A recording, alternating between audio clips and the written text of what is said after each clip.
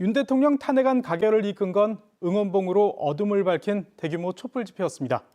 특히 계엄을 처음 경험한 1020 세대들이 거리로 나서면서 피를 흘리지 않고 민주주의를 지켜냈다는 평가를 받았는데요. 이들을 거리로 나오게 한 동력은 무엇이었는지, 또 어떤 미래를 그리고 있는지를 이초원 기자가 들어봤습니다. 윤석열 대통령 탄핵을 외치는 집회 현장. 인기 아이돌 그룹 노래가 흘러나오고 K-팝 응원봉과 응원 도구가 등장했습니다. 이른바 꺼지지 않는 촛불로 불리는 응원봉이 집회에 등장한 건 주로 10대와 20대 청년들 덕분입니다. 거리에 나섰던 대학생들은 탄핵 소추안이 가결된 이후 처음 경험해본 악몽 같은 비상계엄을 떠올렸습니다. 일상의 평화를 한순간에 빼앗길 수 있다는 것을 알게 됐습니다. 민주주의 국가에서 이렇게 강압적으로 자신의 권위를 지키기 위해서 한 거는 불합리하다고. 대학생들이 한 명씩 개인 명의로 대자보를 붙이다 보니 어느덧 하나둘 모여 교내에서 촛불 집회도 열게 됐습니다. 그동안 집회와 시위를 바라보던 시선도 반성하게 됐고 사회적 약자와 소수자들을 한 번 더 생각하는 계기가 됐습니다. 소수자들의 목소리는 정치권에 전혀 반영되지 않는 이런 현재 정치가 좀 문제가 있지 않나.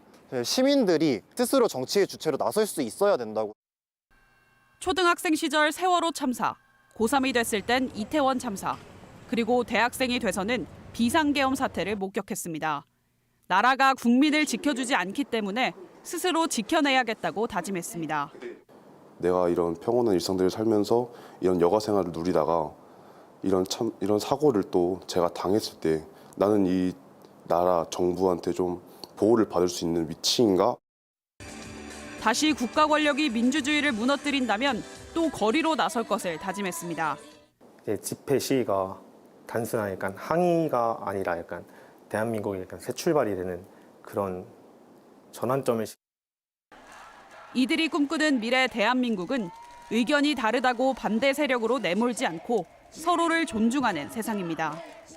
우리가 뭘 할 수 있느냐 또는 쟤 너무 나댄다 이런 시선들이 주변에 많은데 한 사람부터라도 계속 목소리를 내면 그걸 바꿔나갈 수 있다고.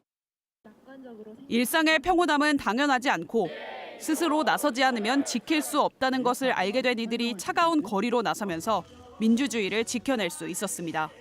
MBC 뉴스 이초원입니다.